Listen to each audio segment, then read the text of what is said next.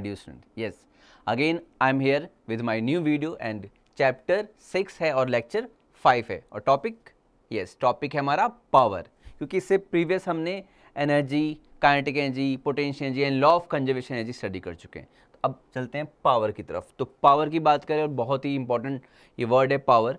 हम जानते हैं पावरफुल, भाई वो इंसान पावरफुल है। तो भाई पावरफुल का मतलब ये होता है ना कि उसको वो काम दिया गया तो वो उसने जल्दी कर लिया, कम टाइम में उसने किया, तो वो है पावरफुल। यानी कि पावर क्या है? The rate of doing work. The rate of doing work is power, यानी कि power is equal to work upon time is called rate of doing work. But ये जो आपकी पावर है, जो फॉर्मूला आप देख रहे हैं, इससे आपको क्लियर हो जाएगा कि ये जो पावर है वर्क अपॉन टाइम, वही वर्क, गिवन वर्क मीन्स एक वर्क मैंने दो बंदों को दिया, एक ए है एक बी है, और मैंने सेम वर्क दिया और किसी बंदे ने उसको कम टाइम में किया, तो मतलब मेरे लिए तो वो पावरफुल है। तो ये चीज़ है कि अगर कोई वर्क आपका कोई बहुत कम टाइम में कर रहा है तो दैट मीन्स वो पावरफुल है। तो पावर क्या है? The rate of doing work means same work कम से कम टाइम में हो जाए। मीन्स एक वर्क दिया मैंने, तो एक बंदे ने उसको 4 आवर में कंप्लीट किया, सेम वर्क दूसरे बंदे ने 2 आवर में कंप्लीट किया, तो किसकी पावर ज़्यादा? जिसने कम टाइम में वो वर्क कंप्लीट किया। तो power is measure by rate of doing work. And what is the unit? Unit क्या होती है पावर की? तो वर्क की यूनिट क्या होती है? जूल। टाइम की सेकेंड, तो जूल पर सेकेंड, यानी कि जूल पर सेकेंड इज अ यूनिट। और यहाँ पर हम वॉट, वॉट जो कि डब्ल्यू से डिनोट करते हैं, ये आपकी एसआई यूनिट है पावर की। अच्छा, पावर का तो फॉर्मूला हो गया, लेकिन जनरली हम एवरेज पावर निकालते हैं, इंस्टेंटेनियस पावर निकालते हैं। तो कैसे? एवरेज पावर क्या होती है? जैसे आपने एवरेज स्पीड पढ़ा है, एवरेज वेलोसिटी पढ़ा है, तो what is average power? Average power क्या होती है? तो वर्क अपॉन टाइम तो पावर है, तो total work upon total time, जो टाइम टेकन है कि भाई इस आपने इतना जो वर्क किया वो कितने टाइम में किया, तो total work upon total time वो आपका एवरेज पावर होता है। अभी ग्राफिकली भी स्टडी करेंगे। तो फिलहाल तो फॉर्मूला है कि what is average power? Total work upon total time, कि भाई वही वर्क आपने कितने टाइम में किया, वो टोटल टाइम और ये टोटल वर्क। तो work upon time that is power. Instantaneous के लिए भाई कैलकुलस यूज करना पड़ता है, differentiation. The rate of doing work is power. जो पावर इंस्टेंटेनियस है वो D W by D T, तो दिस इज इंस्टेंटेनियस पावर। मान लो कि आपको इंस्टेंटेनियस पावर दी हुई है, और अगर आपको इंस्टेंटेनियस पावर गिवन है और आपको एवरेज पावर निकालनी है, देन तो आप यहां से देखेंगे कि जो डी डब्ल्यू है वो P D T, D W इसको पी डी टी, तो ये पावर आपका इंस्टेंटेनियस पावर है। तो इसके अकॉर्डिंग जो वर्क डन डी डब्ल्यू है पी डी टी, ये क्लियर है। तो अब यहां से टोटल वर्क डन आप अगर निकाल लो for the given time interval, कि इतने टाइम से इतने टाइम के बीच में कितना वर्क डन हुआ, कि 0 से टी टाइम में कितना वर्क डन हुआ, तो आपको क्या करना पड़ेगा? इंटीग्रेशन करने पे आपको क्या मिलेगा? टोटल वर्क डन 0 से टी टाइम में इस इंस्टेंटेनियस पावर का एक्सप्रेशन रख देंगे, तो आपको ये जो वर्क डन मिलेगा इंटीग्रेट करने पे वो टोटल वर्क डन मिलेगा, वो टाइम 0 से टी। तो इस तरीके से आप एवरेज पावर फाइंड कर सकते हैं कि एवरेज पावर क्या हुआ? टोटल वर्क यानी 0 से टी पी डी टी। यहाँ पे जो पी है वो instantaneous power, this is instantaneous power, this is instantaneous power upon time 0 से टी, यानी जो टाइम इंटरवल है 0 से टी, यानी total time taken is T. तो इस तरीके से इंस्टेंटेनियस पावर के एक्सप्रेशन की हेल्प से आप टोटल वर्क डन निकाल करके टाइम से डिवाइड कर देंगे, तो you get average power. Clear हो गया? So now what is other unit of power? और जो मोस्ट कॉमन वर्ड यूज करते हैं, जैसे हम लोग कहते हैं हमारे घर में जो इलेक्ट्रिक मोटर है, वाटर पंप की पावर क्या होती है भाई? 0.5 horsepower, 0.75 horsepower, 1 horsepower, 2 horsepower. ये 1 हॉर्स पावर है क्या? What is value of 1 horsepower? 1 horsepower की वैल्यू क्या होगी? 1 horsepower is equal to what? ये 746 वॉट होता है। तो ये भी आपका इंपॉर्टेंट यूनिट है जिस पे न्यूमेरिकल्स आपको मिल सकते हैं। तो क्लियर हो गया? पावर क्या है? Rate of doing work. Average power total work upon total time, और इंस्टेंटेनियस पावर को D W by D T से डिनोट करते हैं। और स्केलर और vector quantity, it is scalar quantity, क्योंकि वर्क डन के टर्म में डिफाइन है, तो वर्क डन स्केलर है, पावर भी स्केलर क्वांटिटी है। अच्छा, वेक्टर फॉर्म में अगर फॉर्मूला लिखें, जैसे हमने कहा कि work done is equal to F dot S लिखते हैं, वैसे क्या पावर को डॉट प्रोडक्ट लिखा जा सकता है? यस। तो पावर क्या होता है आपका? P is equal to power work done upon time, तो work done F dot S, ये अपॉन T कर दिया, this implies power P F dot S upon T, इस तरीके से लिख दें। और what is S upon T? Yes, displacement on time, velocity. तो power is equal to product of force and velocity, dot product of force and velocity vector, यानी two vector से ही मिल रहा है बट डॉट प्रोडक्ट से मिलता है, तो that is scalar quantity, यानी कि स्केलर प्रोडक्ट कहते हैं इसको। तो P आपका F डॉट V, और जिसको हम लिख सकते हैं क्या? F V cos थीटा भी लिख सकते हैं, और थीटा क्या है? Yes, theta is angle between force and velocity vector. तो ये फॉर्मूले हैं जो हमें आगे यूज करने हैं, क्लियर है? तो ये फॉर्मूले आपको अच्छे से याद हो जाने चाहिए, तभी न्यूमेरिकल्स आप कर भी पाएंगे। Now graphical analysis of, yes, power को ग्राफिकली हम स्टडी करते हैं, किस तरीके से ग्राफिकली अगर क्वेश्चन आए तो पहले मैं ग्राफ प्लॉट कर रहा हूं। यस, ग्राफ प्लॉट कर रहा हूं पावर वर्सेस टाइम की, लेट कि पावर टाइम के साथ वेरी कर रहा है, ठीक है? कहीं स्टार्टिंग बहुत ज़्यादा पावर है, बाद में पावर डिक्रीज हो रही है, तो पावर इंक्रीज भी हो सकती है, डिक्रीज भी हो सकती है, तो पावर लेट चेंज हो रही है, इस तरीके से हमने वेरी करके दिखा दिया।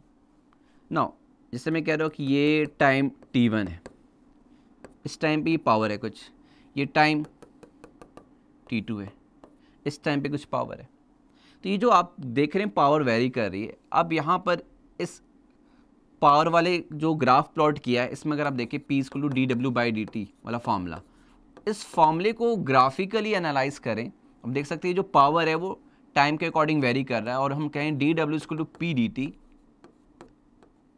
dW इक्वल टू P/dt, तो यहाँ पर पावर, यस, एंड ये टाइम इंटरवल, तो ये जो मल्टीप्लाई हो रहा है, यानी कि बात करें जो मैंने ग्राफ बनाया कि पावर टाइम के अकॉर्डिंग वेरी कर रहा है, तो पावर टाइम के अकॉर्डिंग वेरी कर रहा है, और ये जो आपका इस एरिया को बात करें हम, area under this power versus time graph, ये एरिया कौन सी फिजिकल क्वांटिटी देगी? मान लो ग्राफ दे दिया गया, तो आपको पावर वर्सेस टाइम ये ग्राफ को एनालाइज करना है, तो पहले तो आपको ये फॉर्मूला माइंड में आ जाना चाहिए। तो इस फॉर्मूले से आपको समझ आ जाएगा कि ये ग्राफिकली क्या आपको कंसेप्ट एक्सप्लेन करना चाहता है। तो P इक्वल टू dW/dt से हमें क्या मिलेगा? dW equal to P/dt। अब यहाँ पे देखो दोनों चीज़ मल्टीप्लाई में हो रही है इस तरीके से, तो यानी कि यहाँ पर अगर इंस्टेंटेनियस पावर के को अगर हम टाइम के एस्पेक्ट पे इंटीग्रेट करेंगे आगे, तो ये आपको इंटीग्रेट करेंगे 0 से T या T1 से T2, अगर टोटल वर्क डन निकालना है तो ये होगा इंटीग्रेशन, यस, यहाँ से यहाँ तक इंटीग्रेट करना है T1 से T2 P/dt, और पावर का इंस्टेंटेनियस एक्सप्रेशन दिया होगा। तो एक तो न्यूमेरिकली सॉल्व करना अलग होता है, एक ग्राफिकली दिया हुआ है। तो अब ये जो आपका फॉर्मूला है वो फॉर्मूला इस ग्राफ में इस एरिया को बताता है, area under, yes, power time graph is equal to क्या? Is measure the work done उस गिवन टाइम इंटरवल में, जो हम टाइम इंटरवल ले रहे हैं T1 से T2, और वो ये जो एरिया है वो वर्क डन मेजर कर रहा है। क्लियर हो गया? यानी फॉर्मूले से हमें क्लियर हो गया कि ग्राफ अगर प्लॉट हुआ तो यस, एरिया क्या देगा? Area under power time graph. और आपको याद होगा कि अगर हमने फोर्स एंड डिस्प्लेसमेंट ग्राफ लिया एफ एक्स, तो यहाँ पे भी एरिया अगर अंडर कहें तो यहाँ पर आपका ये भी वर्क डन देगा, क्योंकि ये फॉर्मूला होता है एफ डी एक्स, x1 से x2 पोजीशन, तो ये वाला एरिया भी वर्क डन देगा। फोर्स एंड डिस्प्लेसमेंट वाला ग्राफ, पावर एंड टाइम वाला ग्राफ, ये भी आपको area under this graph, this two graph आप देख सकते हो, फॉर्मूले से ही आइडिया लग रहा है कि ये आपको वर्क डन देगा। और एनालाइज करते हैं कि लेट कि वर्क एंड टाइम ग्राफ दिया है,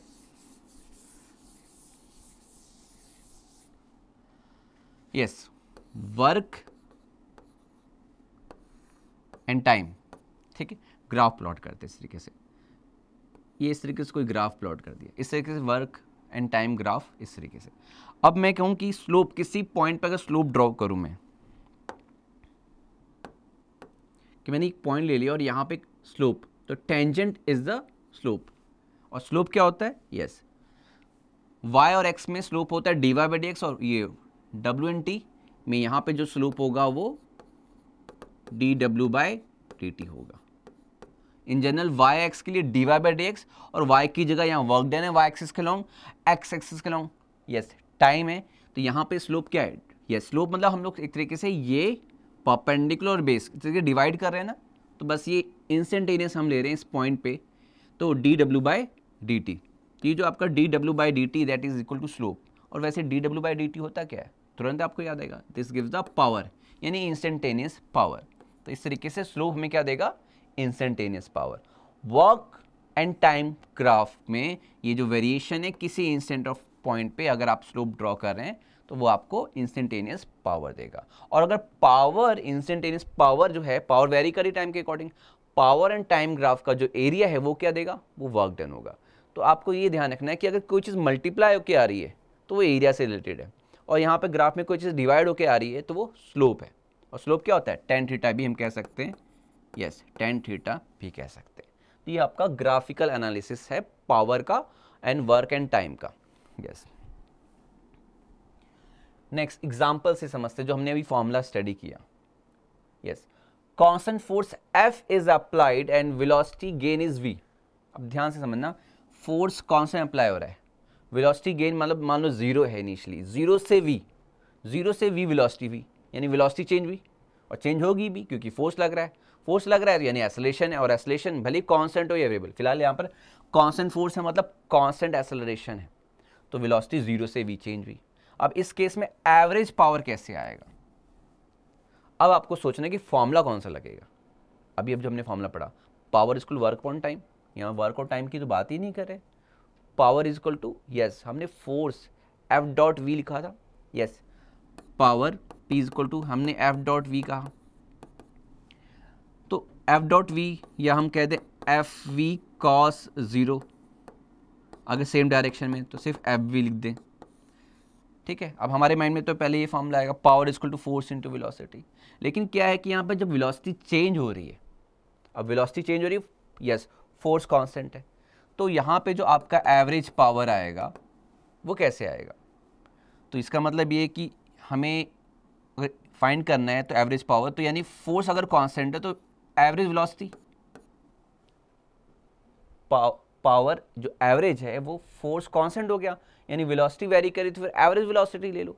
तो व्हाट इज एवरेज वेलोसिटी,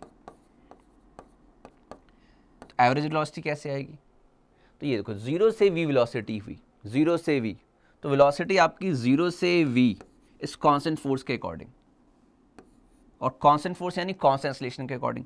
तो आपको याद होगा कांस्टेंट एक्सेलरेशन के लिए इस तरीके से वेलोसिटी का टाइम ग्राफ देखें हम इस तरीके से, और ये वेलोसिटी ऐसे 0 से V हो गई, तो आपको याद होगा कि इस केस में एवरेज वेलोसिटी कैसे निकालते थे, क्या होती थी एवरेज वेलोसिटी का फॉर्मूला, तो एवरेज वेलोसिटी होता था u plus v for the constant acceleration, इस तरीके से अपॉन 2 था, फिलहाल u 0 है, तो u 0 होने पे ये 0 प्लस वी अपॉन 2, यस यानी कि ये v अपॉन 2 आ जाता था, याद आया। तो ये यानी कि हमें क्लियर हो गया कि 0 से v velocity yes constant force के अकॉर्डिंग ये आपका v/2 आया, दिस वन। तो एवरेज पावर क्या आ गई, constant force into average velocity, और एवरेज वेलोसिटी क्या आई आपकी, यस v/2 आई। तो ऑप्शन कौन सा सही हमारा, yes see, clear. Next, what is the average horsepower, अब देखो हॉर्स पावर की बात कर दी इन्होंने, is developed by 80 kg man while yes climbing in 10 second flight of stairs that rise 6 metre vertically. Yes आपको स्टेयर्स पे ऊपर चढ़ना है और आपका वेट 80 kg, आपका तो नहीं होगा, ठीक है, हो सकता है आप में कुछ लोगों का होगा। 80 kg man while yes 10 second में टाइम और गिवन है यस कितना राइज होना है 6 मीटर, तो हमें क्या गिवन है height 6 metre height, yes time given है 10 सेकेंड, मास गिवन है 80 kg, ओके। एंड भाई ग्रेविटी जी की वैल्यू आप 9.8 ले लो या अप्रॉक्स 10 भी लिख सकते हो, कोई दिक्कत नहीं। हमको पावर फाइंड करना है, एवरेज पावर, तो what is average power, total work yes total work upon total time,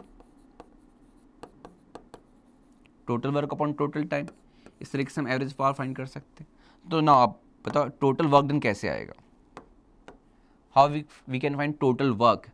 तो यस, ये आप देख सकते हो हाइट की बात कर रहे हैं, एम दिया है, जी दिया है, work done, yes work done is measure by m g h, potential energy में चेंज, ग्राउंड को जीरो मानते हुए, तो जीरो से एच हाइट तक यस राइज हुआ, तो यानी पोटेंशियल एनर्जी में change is measure the work done, m g h measure the total work done, m is given 80, g 9.8 या आप 10 ले लो, एच यस ऑप्शन गिवन है तो अप्रॉक्स हमें आइडिया लग जाएगा, एच 6, तो ये आपको वर्क डन मिल गया।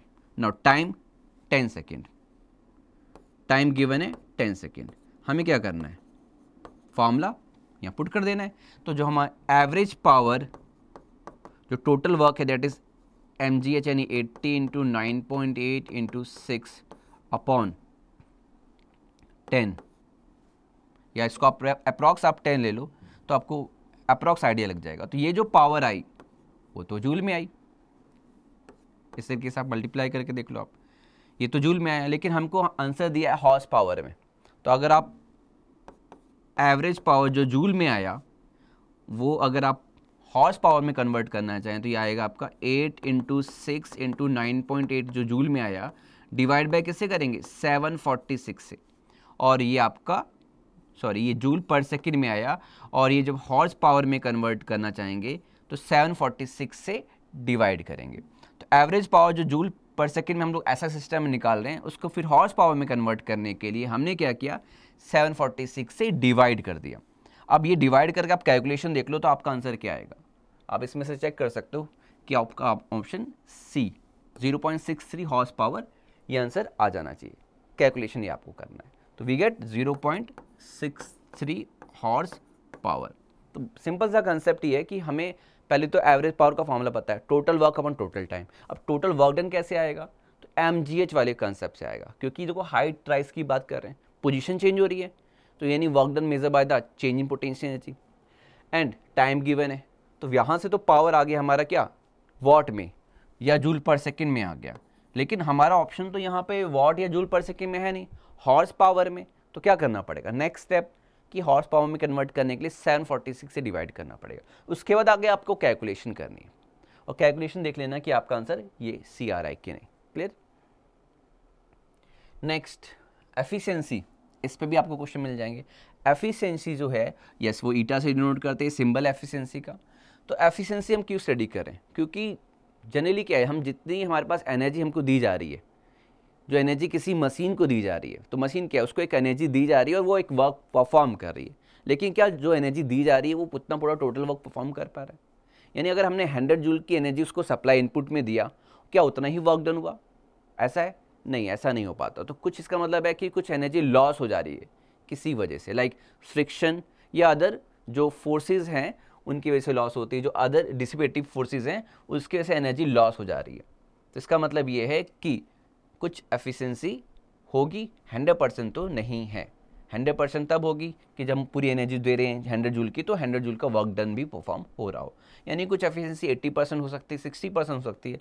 तो कैलकुलेट कैसे करेंगे, तो व्हाट इज़ एफिशिएंसी, आउटपुट, यानी आउटपुट क्या, मशीन से हमें क्या चाहिए कि वो कितना वर्क करे, वर्क डन, और इनपुट में हम क्या दे रहे हैं, उसको कितनी एनर्जी प्रोवाइड कर रहे हैं। तो लाइक मशीन ने इलेक्ट्रिकल एनर्जी उसको सप्लाई की कि इतनी इलेक्ट्रिकल एनर्जी, और फिर आउटपुट ने कितना वर्क डन किया, वो वर्क डन हमने मेजर कर लिया, और फिर हमने रेशियो देखी, और परसेंटेज में कन्वर्ट करना तो इनटू 100 कर दिया, इस तरीके से परसेंटेज में आ जाएगा।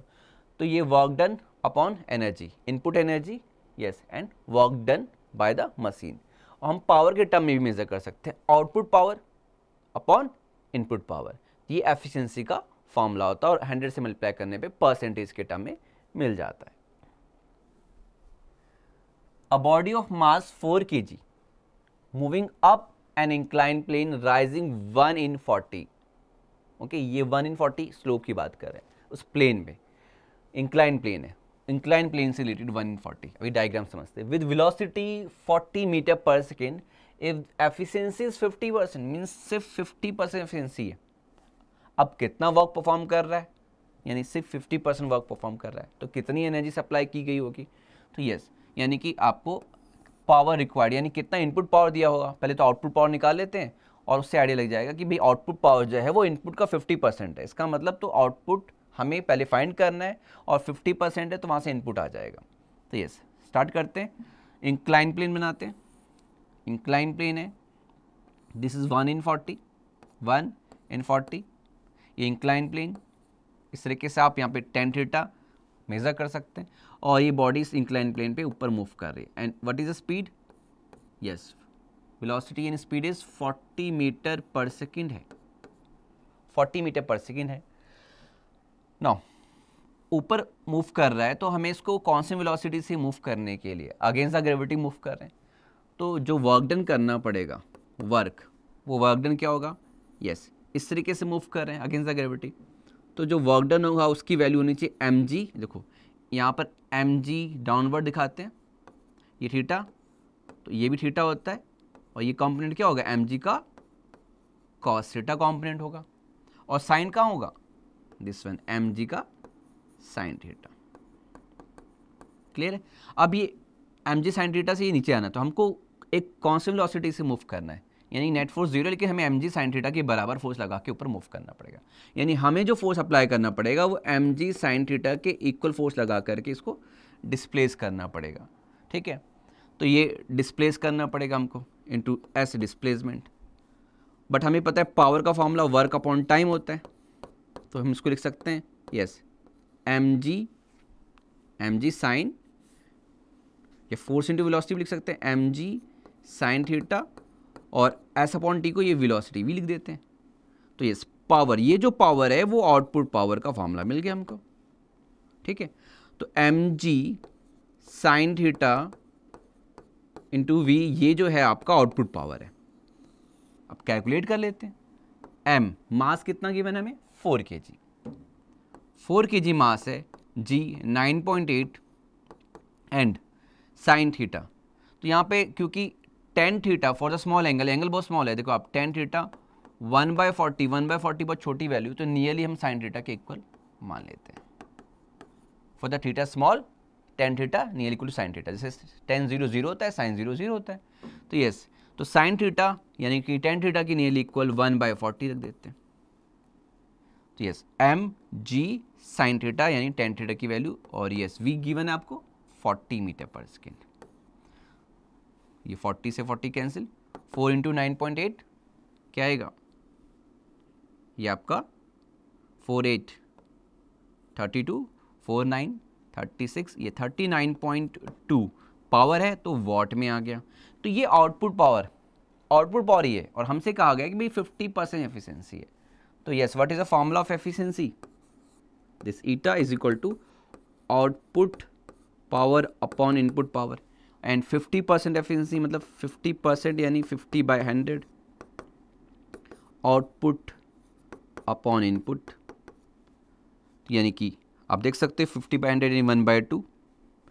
तो जो आपका 1/2 आउटपुट पावर कितनी है? 39.2 watt upon input power find करना है। Now what we get? Input power is equal to yes 2 से multiply 2 into 39.2, it is 78.4 watt आ जाएगा, एंड ऑप्शन सी।